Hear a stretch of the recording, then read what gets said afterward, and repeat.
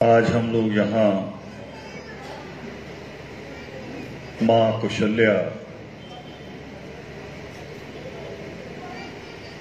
जो रूह आज हमारे बीच में नहीं है, उसके चले जाने और हमें एक ऐसा आघात, एक ऐसा दुख जो हमारी अंतिम सांस तक हमारे साथ रहेगा। वीरेंद्र जी अभी बोल रहे थे, आदर्श परिवार के बचपन से जुड़े हुए हैं। वो अपना फर्ज निभा रहे थे, होता भी है। मेरे आने पे कई कुछ करते हैं सारे साथी मिलके। वो कह रहे थे कि जब यहां पाठ चल रहा है तो हमें इस तरह से रोना नहीं है। ये कहना इनका फर्ज है, मगर रोना कुदरती है, स्वाभाविक है। मैं भी कभी कभी अपने आप से पूछता हूं, क्योंकि मेरे रिश्ते बहुत ज्यादा हो गए। कई रिश्तों का तो मुझे ही एहसास नहीं होता कि लोगों ने कितना गहरा रिश्ता जोड़ा हुआ है, लोग किस नजर से देखते हैं। तो मैं कई बार पूछता हूं कि किसी का संदेश आया, कोई बीमार है, किसी को कोई दुर्घटना हो गई और कोई मां कौशल्या की तरह मृत्यु को प्राप्त हो गया, पर मेरी आंख क्यों भर आई? मैं अपने आप से पूछता हूं कई बार, भी रिश्ते जोड़ूं तो नहीं है, रिश्ता गोत्र से भी नहीं है, खून से भी नहीं है, मगर फिर भी आंख क्यों भर आई? क्यों कुछ देर के लिए मैं बैठ गया, सांस थम गई, फिर लंबी सांस छोड़ के पूछता हूं अपने आप से कि मुझे क्यों हुआ? ये होता है कि जिन रिश्तों ने हमारे साथ निभाया होता है, जिन्होंने हमारे साथ अच्छा व्यवहार किया होता है, जो हमें देख के मुस्कुरा दें, खाली कुछ भी ना करें। पंजाबी में जिसे कहते हैं खिड़े मत्थे, वो मुस्कुरा के जो मिल लेता है उससे भी एक रिश्ता बन जाता है। और वो रिश्ता जब दुख की खबर सुनता है तो आंख अपने आप ही भर आती है, उसको हम रोक नहीं पाते। मुझे संगीत के बच्चे बात कर रहे थे मेरे साथ, और संगीत के भी बड़े बच्चे जिन्होंने पीएचडी कर ली, जिनमें से कई टीचर हैं। वो कह रहे जो भी कला है, चाहे लिखने की है, गाने की है, बजाने की है, चित्रकारी की है, मूर्ति बनाने की है, इसमें प्रथम क्या है? पहली शिक्षा, पहली विद्या कौन सी है इनमें से? मेरे लिए भी सवाल नया था, और मैंने उनको कहा भी मैं आपकी किताबों में से तो नहीं कुछ जानता, क्योंकि मैं ना संगीत का विद्यार्थी हूं, ना संगीत की एबीसी मुझे कभी आई है। हां, सुनता जरूर हूं, अदब से सुनता हूं, पूरे ध्यान से सुनता हूं, और जो मैंने इसमें से सीखा, समझा मैंने,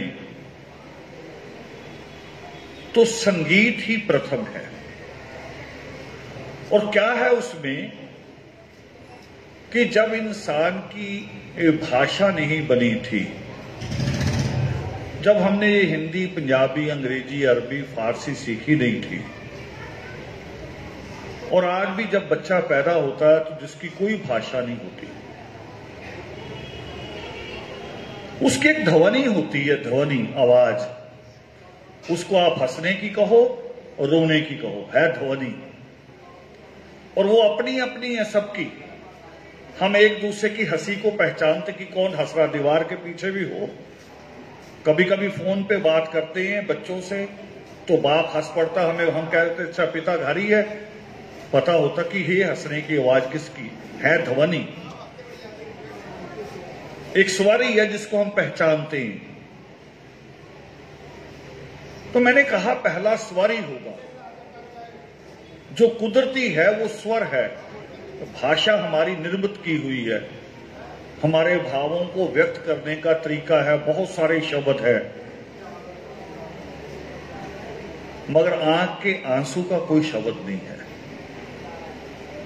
वो अपने आप ही व्यक्त करता है। हमारे चेहरे की उदासी का कोई शब्द नहीं है, वो अपने आप व्यक्त करती है। और जब हम ज्यादा झंझोड़ते हैं ऐसे ही समय पे, वीरेंद्र जी तो कह रहे थे कि नहीं रोना, मगर कोई ना रोए तो भी झंझोड़ते हैं हम कि तू रोया क्यों नहीं। रोना जरूरी है, दिल हल्का हो जाएगा, अंदर गोला नहीं बनेगा। आपकी सादी भाषा में कह रहा हूं, रोना जरूरी है। और जब झंझोड़ते हैं, वो जो पहली आवाज आती है, दुख के समय झंझोड़े या हमारे जन्म के समय नर्स हमें झंझोड़ती है, बच्चे को उल्टा लटका के मारती है उसके पीछे से, वो जो उसकी पहली आवाज वो स्वर ही है। कुछ भी है, स्वर में क्या है वो, उसको मैं परिभाषित नहीं, डिफाइन नहीं कर सकता, मगर है स्वर। तो ये एक कुदरती चीजें हैं। और हम बहुत कहते हैं, केवल वीरेंद्र नहीं बोलता, ये समाज बोलता है। हम जब जाते हैं अफसोस पे, बेटी मिलती है, बहन मिलती है, और फिर हम क्या कहते हैं, बेटे बस चुप हो जा, हमारा यही तक रिश्ता था, बस चुप हो जा, छोड़ दे, भूल जा दुख को। कुछ लाइनें रटी हुई हैं, मगर दुख भूल थोड़ी सकते, नहीं भूल सकते। और मैं जो वो सवाल करता हूं अपने आप से, उसका जवाब मुझे कबीर साहब से मिलता है। कबीर साहब अपने एक श्लोक में कहते हैं कि जब हम जन्मे जग हंसा हम रोए। बेटा हुआ जग हंसता है, बच्चा हुआ मां भी ठीक है, बच्चा भी ठीक है, हंसते हैं। वो कह रहे जब हम जन्मे जग हंसा हम रोए, अब ऐसी करनी कर चलो पाछे हंसी ना हो। मां कुशल्या वो कैरेक्टर है जिसने अपने जीवन को शुरू से बताया करते थे। कभी कभी पाकिस्तान से दोनों भाई बहन चले थे, चौहान जी, लव के पिताजी।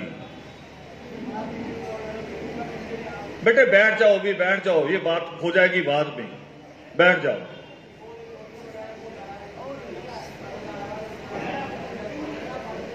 दोनों भाई बहन जब पाकिस्तान बना, रिश्तों से बिछड़े और दोनों यहां उतरे। एक वो जीवन कि सारे रिश्ते उधर रह गए, दोनों भाई बहन दोबारा अपने आप को सरवाइव कर रहे हैं, अपने आप को जी रहे हैं, संभाल रहे हैं। और एक और कि छोटे छोटे बच्चों के होते हुए पति को खो देना, और फिर बच्चों को अपने नियमों में, अपनी मर्यादा में पालना, ये बहुत बड़ी बात है। और खास तौर पे हमारे यहां जिनकी बहनें ज्यादा हों और भाई एक दो हों, उन घरों पे नजर दौड़ाइए आप।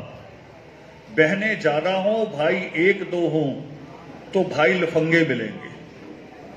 उनको जिद्दी बना लेते हैं ज्यादा लाड कर करके कि एक है दो है, उनको जिद्दी बना लेते हैं। और ऊपर से बाप का साया ना हो तो बच्चे बिल्कुल कंट्रोल में नहीं रहते। मगर मां कौशल्या ने जिस तरह से परिवार को समेटा, संवारा, खड़ा किया, उनकी बेटियां भी और उनके बेटे भी। बेटियां तो मिसाल रहती हैं हमारे यहां, उन पे तो बहुत कम उंगली उठती है, मगर बेटों का बड़ा मुश्किल होता है। उस सरकार ने नारा बनाया कि बेटी पढ़ाओ बेटी बचाओ। मैंने उस पर सोचा, मैंने कहा ये हमारे यहां उल्टा है। हमें यह कहना चाहिए कि बेटा पढ़ाओ बेटा बचाओ, क्योंकि हमें अपनी बेटी को बचाने की ज्यादा कोशिश नहीं करनी पड़ती, वो हमारी मर्यादा नहीं तोड़ती।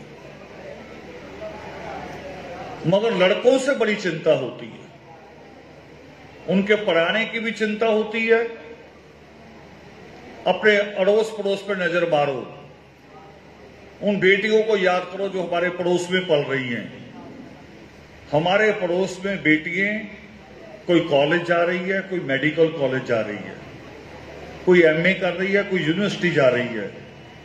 और लड़कों का पूछो कहां जा रहे हैं। मैं अभी हाल बाजार होके आ रहा हूं। मैं थोड़ा सा कौन सी वो मार्केट है स्टेशन के सामने, मैं वहां होके आ रहा हूं। बेटी आके बताती है कि मां नई सब्जेक्ट की किताबें आई हैं, नए ऑथर आए हैं, वो लेनी है। लड़का आके बताता कि नई बाइक आई है, वो लेनी है। इतना फर्क है हमारे यहां। नजर दौड़ाओ अपने आसपास, हमारे सब घरों में मिलेगा, मगर मां कौशल्या के घर में नहीं मिलेगा। उनके दोनों बेटे, अब जिम्मेवारी इन बच्चों पे आ गई आज, मगर उन्होंने कभी मां से पूछे बिना, शादियां भी हो गई, इनके बच्चे भी यहां आ गए, मगर मां को पूछे बिना कभी कदम नहीं उठाया। और ये रोब नहीं होता, कोई डंडा नहीं होता। ये मैं पढ़ रहा था यूरोप का, अभी कुछ साल पहले यूरोप में कानून बना, अभी कुछ साल पहले, 2-4 साल पहले की बात बता रहा हूं। कानून बना कि अगर बच्चे के मां बाप बच्चे को प्यार नहीं करते तो बच्चा पुलिस स्टेशन में शिकायत कर सकता, कोर्ट जा सकता है। कानून मैं पढ़ के बड़ा हैरान हुआ कि मैं सोचता था कि यूरोप तो बड़े पढ़े लिखे लोगों का लोग है, ऐसा देश है, पर मुझे लगा कि बड़े मूर्ख है कि प्यार कानूनी लिया जा सकता है। प्यार तो प्यार से बढ़ता है, उसके लिए किसी कानून की, किसी डंडे की जरूरत नहीं है। प्यार प्यार से बढ़ता है, और प्यार ही नहीं है तो फिर कैसे हो सकता है। और ये मैं इसलिए नहीं कह रहा, ये कहानी मां कौशल्या की कि क्रिया में पलाए हैं तो तारीफ करना जरूरी होता है, इसलिए नहीं कहता। मैं कभी भी नहीं कहता, किसी की बात भी नहीं कहता ऐसे। मैंने अपने जीवन का एक बड़ा हिस्सा उनके घर में गुजारा। मैं अमृतसर आता था तो उनके घर ही रुकता था। वो मैंने सारा कुछ देखा उनको करते हुए, बच्चों के साथ।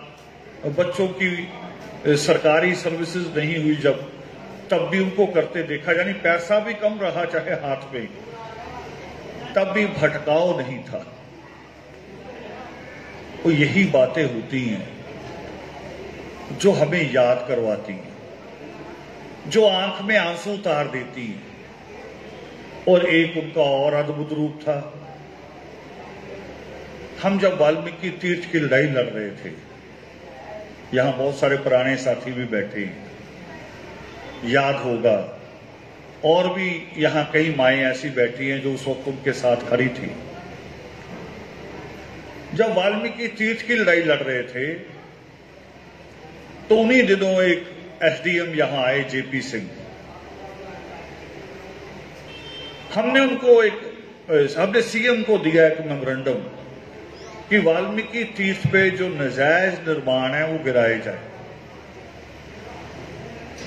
और कौन कौन से हैं, मोटा सा समझ लो आप समझने के लिए। एक तो अभी सरोवर के अंदर है भवन जो अभी बना है, एक सरोवर के साथ टच है, इसको छोड़ के बाकी सब नाजायज है, सारे का सारा नाजायज है। परिक्रमा में बने हुए मंदिर सारे नाजायज हैं, सामने बने हुए घर नाजायज हैं। जो अभी जाते ही आपको लेफ्ट हैंड जो घर मिलेंगे, ये 86 में नहीं थे, हमने वहां रैली की थी उसी खाली जगह में, 86 तक नहीं थे।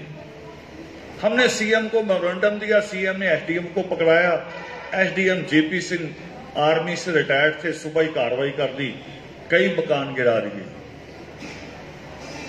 मगर जिन लोगों ने वाल्मीकि तीर्थ की दुर्दशा कर रखी थी, जिनके साथ हमारा संघर्ष था, लड़ाई थी, उनका नेतृत्व दुर्गाना मंदिर भी करता है और बीजेपी आरएसएस के नेता भी करते थे।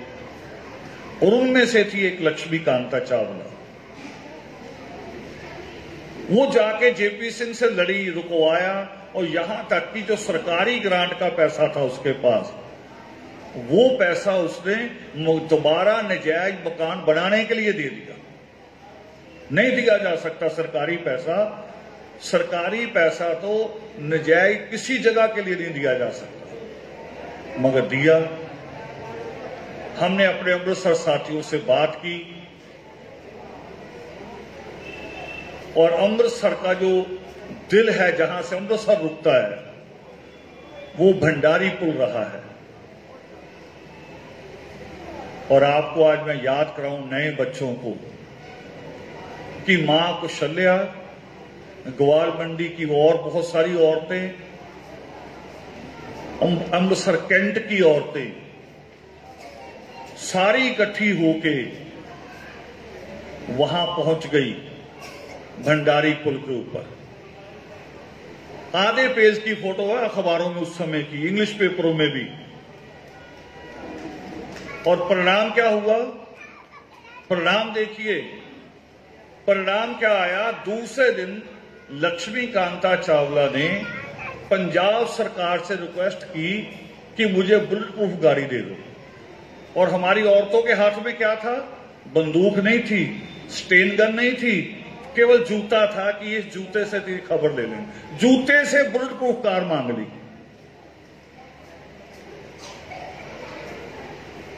ये था मां कुशल्या का योगदान। और फिर आंख ना भर आए, ये हो नहीं सकता। वो तो जब जब परिवार को देखेंगे तब भी याद आएगी, और जब जब वाल्मीकि तीर्थ को देखेंगे तब भी याद आएगी, वो याद रहेगी। और सबसे खूबसूरत बात जो मैं कह रहा था पहले, आप सारी माओं के लिए कह रहा हूं। आप में से बहुत सारी माएं ये सोच सकती हैं कि हमें भंडारी पुल जाने का अवसर नहीं मिला। वो जरूरी नहीं है, वो तो एक मूवमेंट थी, एक मूवमेंट थी, हुई, चले गए।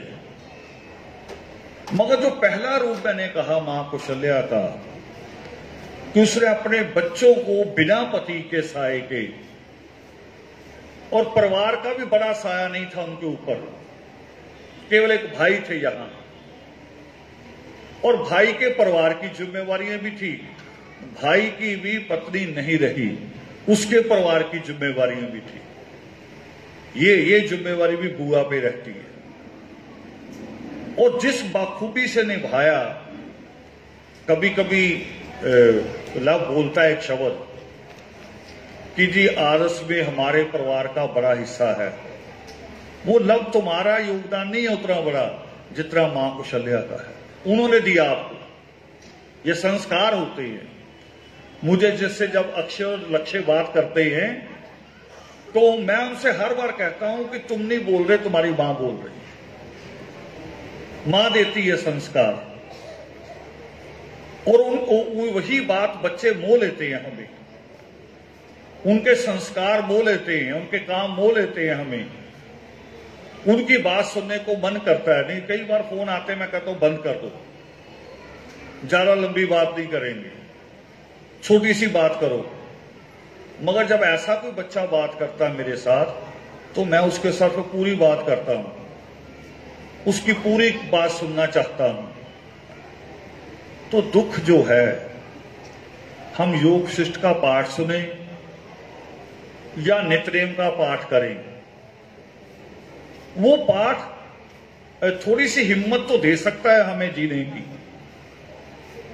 जीने का मार्ग दे सकता है। मगर जो दुख है उसको कोई दुनिया का शास्त्र मिटा नहीं सकता, कोई शास्त्र नहीं मिटा सकता।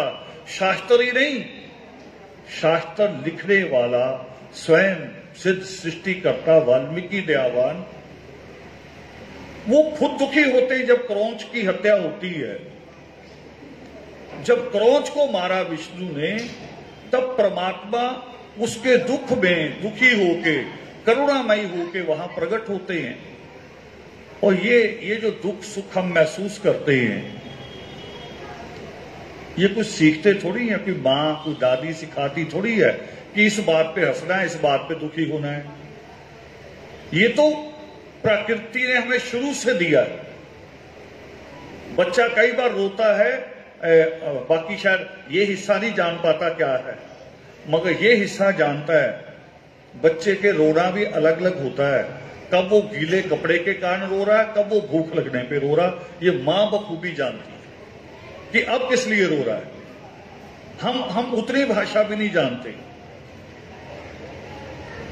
तो ये जो दिन है, जिस दिन को हम कहते हैं शांति पाठ रखा है, अंतिम अरदास रखी है, क्रिया कहते हैं, रस्म क्रिया कहते हैं, पगड़ी रस्म कहते हैं, बहुत सारे नाम रखे हुए हैं अपनी अपनी तरह के।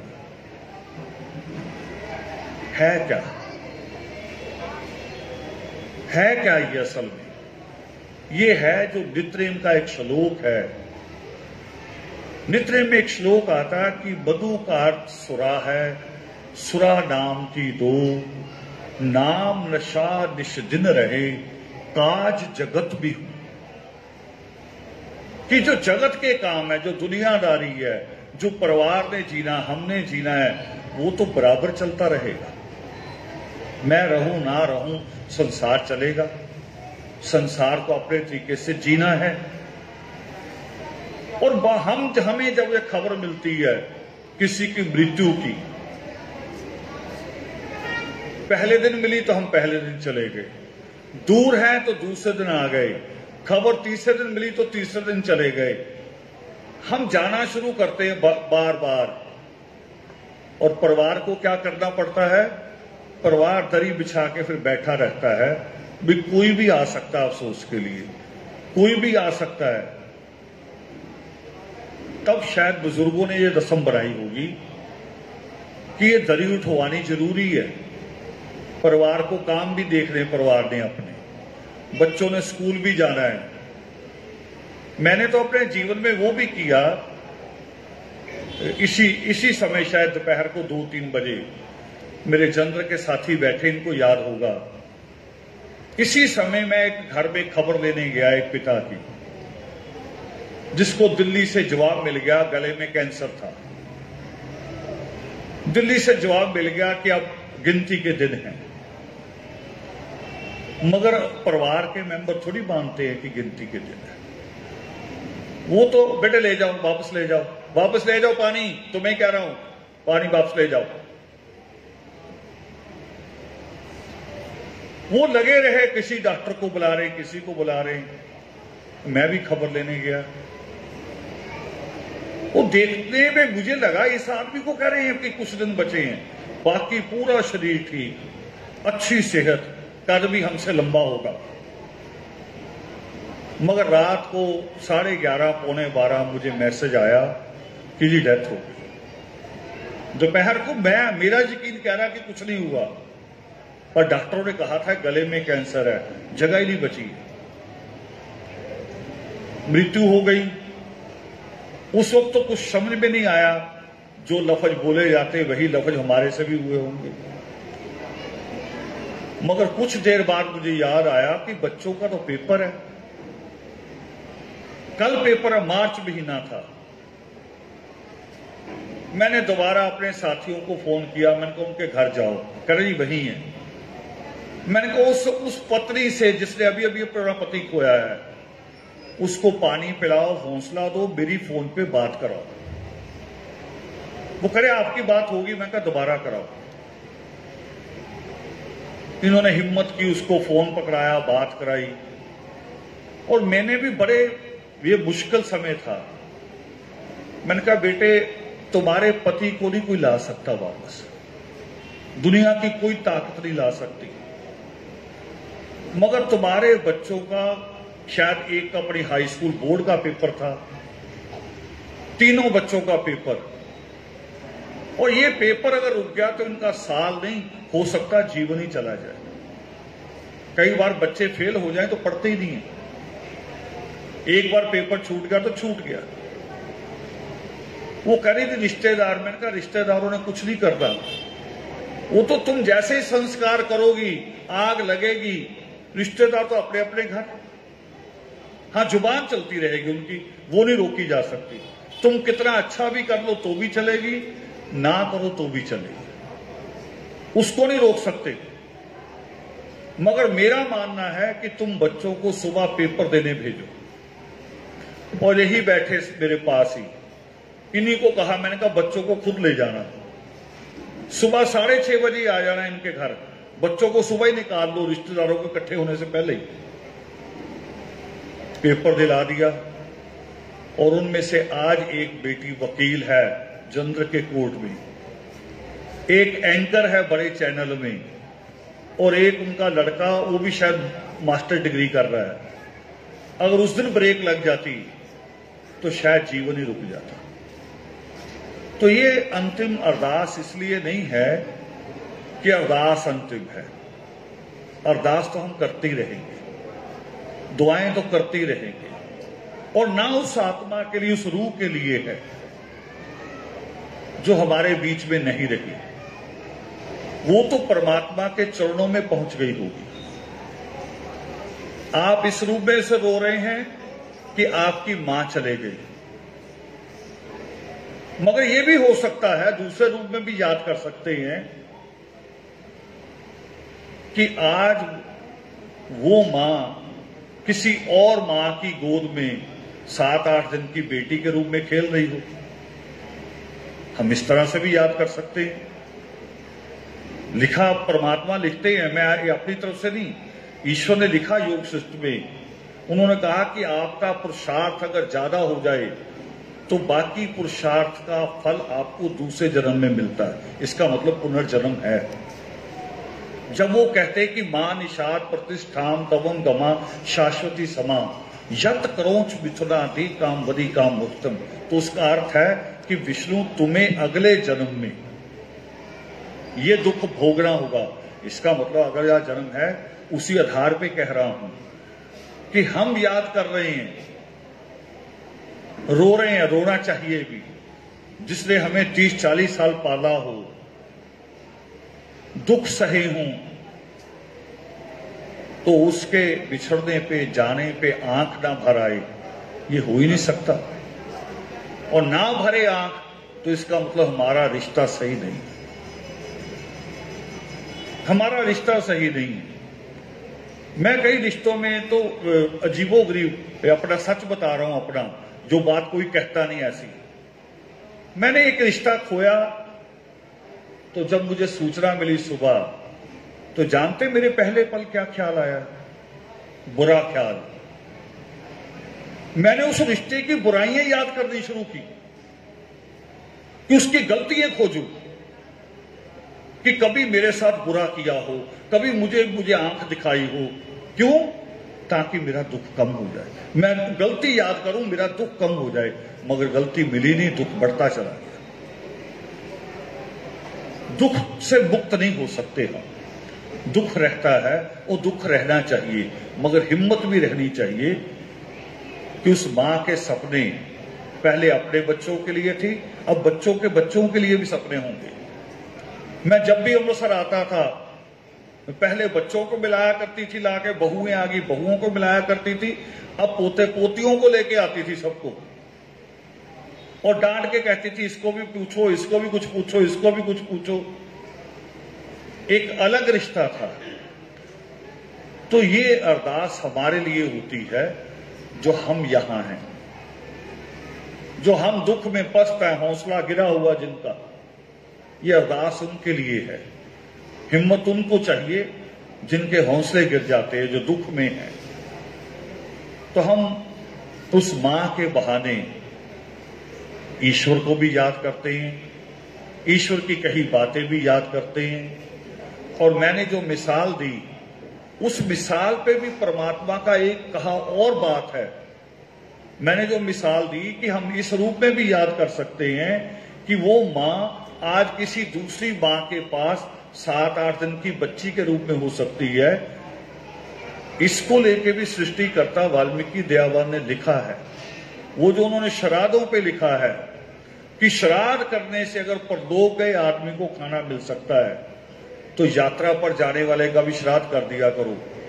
वो इसी तर्क पे आधार पे लिखा है कि श्राद्ध का खाना जाता ही नहीं है और उसकी चिंता तुम्हें करने की जरूरत नहीं है। जब वो हमारी चिंता करता है सारी यहां जो हम उससे दूर हैं, उसके चरणों से दूर हैं, वो हमारी चिंता करता है, तो जो उसके चरणों में पहुंच गया वो उसकी चिंता ना करता होगा, वो उसकी चिंता भी वही करेगा। हमारे सिर्फ वहम होते हैं, हमारे कोशिशें होती हैं, शायद मैं ही शायद कुछ करूं, मैं ही करूं, हर बार मैं सोचता हूं, मैं अपने आप को हमारी मैं समझाती है। वो तो हम ईश्वर के सामने भी करते हैं। कभी कभी थाली लेके खड़े हो जाते हैं प्रसाद की, और प्रसाद काट के ईश्वर के मुंह को लगाते हैं कि मैं दे रहा हूं, और अगला वादा भी करते हैं कि आज ये काम के लिए आया हूं, ये कर देगा तो और दूंगा। वो भी हमारी मैं है, जबकि सारा कुछ उसने किया हमारे लिए। और हमने जो पढ़ा, जो मैं कह रहा हूं बार बार कि योग शिष्ट में ये लिखा, वो इतना प्रमाणिक भी है मेरे अपने अनुभव से कि मैं अपने साथियों से, अभी मैंने आते ही वाल्मीकि तीर्थ की बात शुरू की थी, मां कौशल्या को याद करके। मां कौशल्या, उनके साथ आप में से बहुत सारी माएं बैठी होंगी जो भंडारी पुल के उनके ऊपर साथ गई थी। मैंने जब वो बात की तो उसके साथ एक बात और जुड़ी है। आप में से सबको याद होगा, जिनसे भी मैंने वाल्मीकि तीर्थ की बात कभी की, मैं कहा करता था कि लंबा संघर्ष है, जरूरी नहीं हमारे जीवन में पूरा हो जाए, ये कहा करता था। मगर ईश्वर ने जब लिखा कि कोई ऐसा पुरुषार्थ नहीं है जिसका फल ना मिले, आपका पुरुषार्थ इतना बड़ा हो गया कि आपके जीवन में ही वाल्मीकि तीर्थ बन गया।